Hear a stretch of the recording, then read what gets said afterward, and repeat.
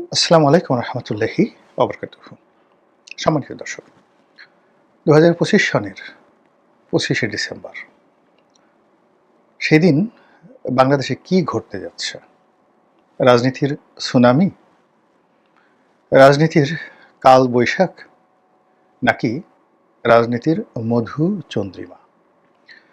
বোঝার চেষ্টা করুন। সালটা হলো ২০২৫, আবার মাসটি হলো ডিসেম্বর মাস, বিজয়ের মাস, আবার তারিখটিও ২৫ তারিখ। কি হবে? জনাব তারেক রহমান সাহেব তার দীর্ঘ যে প্রবাস জীবন, সেই প্রবাস জীবনের পর তিনি বাংলাদেশে ফেরত আসবেন বলে একেবারে পাক্কা কমিটমেন্ট জাতির সামনে দেয়া হয়েছে।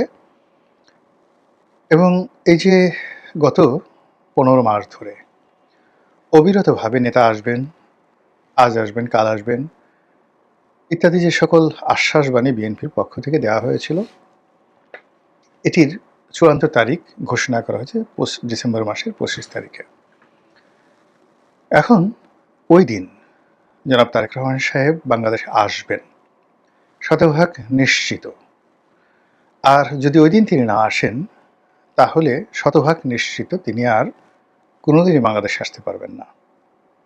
এরকম কথাবার্তা যারা বলার চেষ্টা করছেন, সেটার রাজনৈতিক রসায়ন নিয়ে আলোচনা করব। অনেকে প্রশ্ন করছেন যে তিনি এই মুহূর্তে বাংলাদেশে কেন আসছেন? তিনি কি নির্বাচনকে উপলক্ষ করে এই দেশ এবং জাতির প্রতি তার যে দায়িত্ব এবং কর্তব্য, এবং তার দলের প্রতি তার যে দায়িত্ব কর্তব্য, সেগুলো পালন করার জন্য আসছেন? আর সেক্ষেত্রে প্রশ্ন থেকে যায় যে যদি শিডিউলটি পরিবর্তিত হয়ে যায়, কোনো কারণে শিডিউলটি বাতিল হয়, কিংবা এই ২৫ তারিখের আগে এমন যদি পরিস্থিতি তৈরি হয়ে যায় যে নির্বাচন পিছিয়ে যাবে অনির্দিষ্টকালের জন্য, তাহলে তিনি কি আসবেন? এটা হলো একটা প্রশ্ন। দ্বিতীয় প্রশ্ন হলো যে না, তিনি রাজনীতির জন্য আসছেন না, তিনি মূলত তার গর্ভধারিণী মা, তাকে দেখার জন্য আসছেন।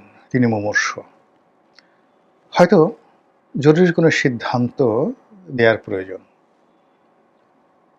এটা বলার অপেক্ষা রাখে না, আর বলা উচিত নয়। আপনারা সবাই জানেন, যখন হাসপাতালে কোনো একজন রোগী খুব মুমূর্ষু অবস্থায় থাকেন, তখন এমন কতগুলো পর্যায়ে এসে যায় তার ব্যাপারে চূড়ান্ত সিদ্ধান্ত নেওয়ার জন্য পরিবারের যিনি কর্তা, তার কর্তব্য থাকে।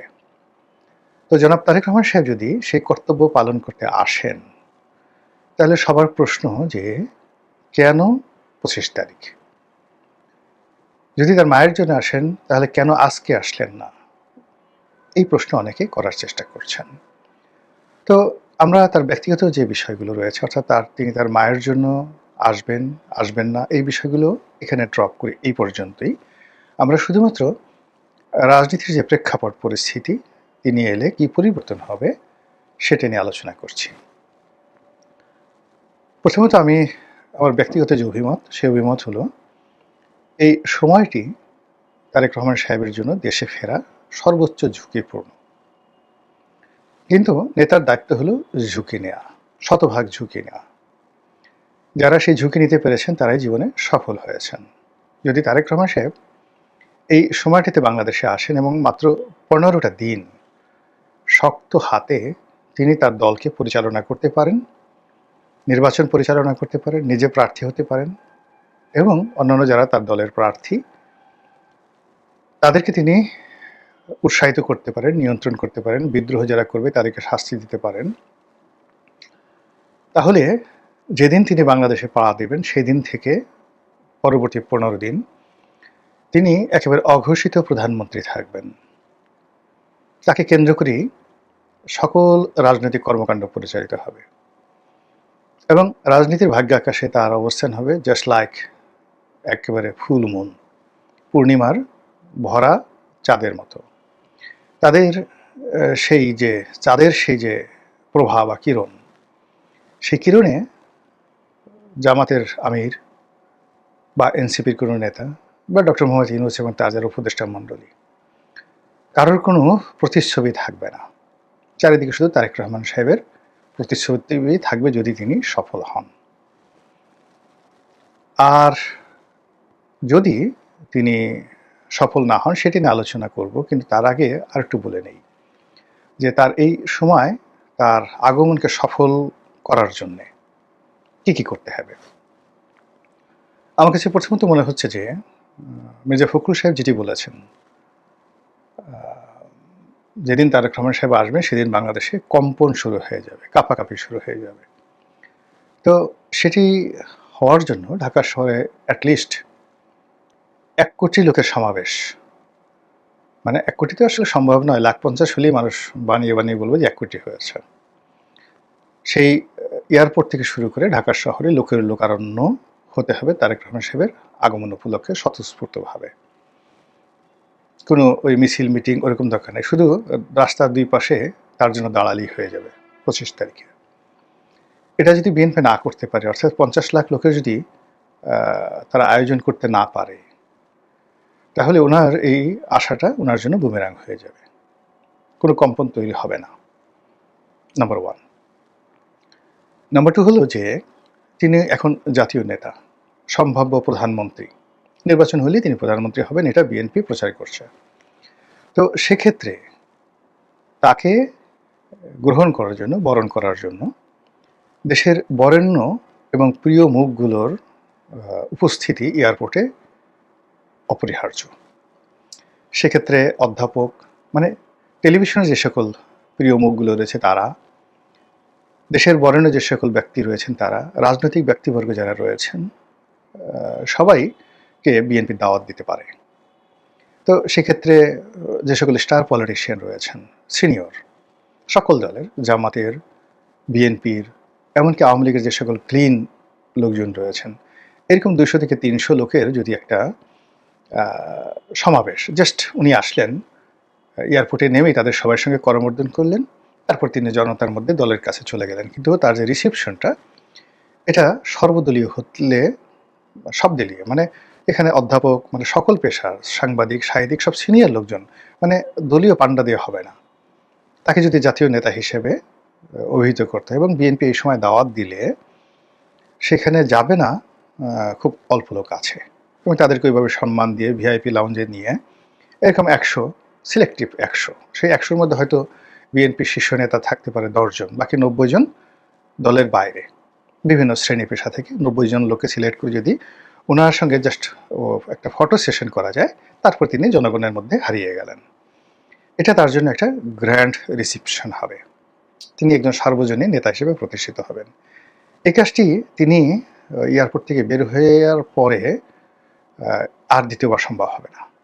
দ্বিতীয়বার আর এটা উনি, মানে দলীয় কর্মকাণ্ডে ব্যস্ত হওয়ার সঙ্গে সঙ্গে এটা আর ওনার পক্ষে সম্ভব হবে না, সার্বজনীন নেতা, তখন তিনি শুধুমাত্র দলীয় নেতা হয়ে যাবেন, নাম্বার 1। নাম্বার 2 হলো যে তিনি যে কর্মকাণ্ডগুলো করবেন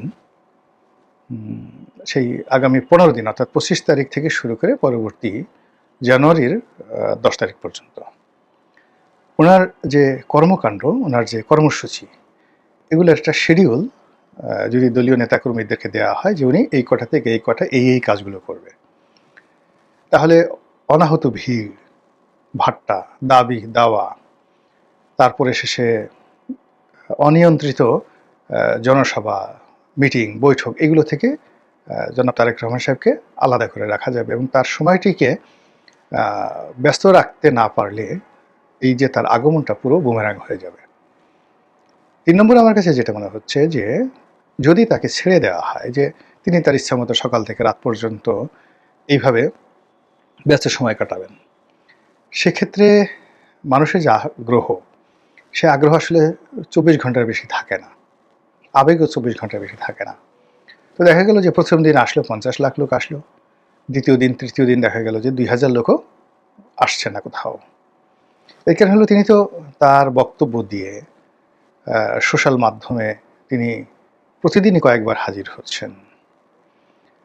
তো এই জনসভাতে গিয়ে বা মানুষের মধ্যে আকর্ষণ সৃষ্টি করার জন্য যে ধরনের ন্যারেটিভ, যে ধরনের বক্তব্য, যে ধরনের নিত্য নতুন বিষয়াদি দরকার, এটা এই সময়টাতে সেই পরিবেশও নাই, পরিস্থিতি নাই, সে শব্দ রচনা করা সম্ভব নয়, আর মানুষের এখন ওইদিকে ধৈর্য নাই। ফলে উনি আসার পরে যদি উইদিন 1 উইক, ১ সপ্তাহের মধ্যে তার ব্যাপারে জনগণের আগ্রহটা না থাকে, তাহলে সর্বনাশ হয়ে যাবে। এই জন্য হয় কি, এই যে তিনি এসছেন, প্রথম দিন যে লোক হবে, তারপরে তার যে পাবলিক মিটিংগুলো হবে, সেই পাবলিক মিটিংগুলো একটার পর একটা। তিনি বুলেট প্রুফ গাড়িতে করে গেলেন, হেলিকপ্টারে চড়লেন, হেলিকপ্টারে গিয়ে বরিশাল নামলেন, 4টে বিভাগীয় শহরে গেলেন। মানে তখন এই জোয়ারটা যদি কন্টিনিউ বিএনপি না করতে পারে, তাহলে জনাব তারেক রহমান সাহেবের মধ্যে আর ডক্টর শফিকুর রহমানের মধ্যে আর হেফাজতের আমির অথবা তাবলিকের আমির অথবা মামুনুল হক সাহেব, এদের মধ্যে খুব বেশি ডিফারেন্স হবে না। এটাকে দলের যারা শীর্ষ নেতৃবৃন্দ রয়েছেন তাদেরকে এই প্রস্তুতিটা নিতে হবে। আরেকটা জিনিস আমার কাছে খুব ভয় লাগছে, সেটা হলো বিভাগীয় যে বৈঠকগুলো হবে, সেই বৈঠকে প্রার্থী, কমিটি, এই বিষয়গুলো নিয়ে প্রচণ্ড রকম দ্বন্দ্ব এবং সংঘাত হবে। তো সেক্ষেত্রে মঞ্চে ওঠা নিয়ে, মঞ্চের সিট নিয়ে প্রচণ্ড মারামারি সব জায়গাতে হয়, চেয়ার ছোড়াছুড়ি হয়।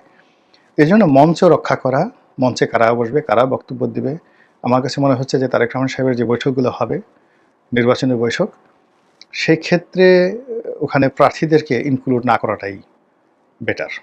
প্রার্থীরা আসারই দরকার নেই, প্রার্থীরা যার যার এলাকায় কাজ করতে থাকবে, কেবলমাত্র ভোটার আসবে, সাধারণ আসবে, যাদের চেয়ার মঞ্চ কোনো কিছু দরকার হবে না। ওনার যারা সফর সঙ্গী 4-5 জন যারা ভালো বক্তব্য দেন, সেই বিভিন্ন সংগঠনের প্রেসিডেন্ট, সেক্রেটারি সব মিলে 6-7 জন তারা বক্তব্য দিলেন এবং সেখান থেকে চলে আসলেন। প্রার্থীরা তার নির্বাচনী এলাকায় থাকবেন। প্রার্থীরা যদি একত্র হতে যায়, প্রার্থীরা মানে ওখানে আসলেই দেখা গেলো যারা মনোনয়ন পেয়েছেন আর যারা পাননি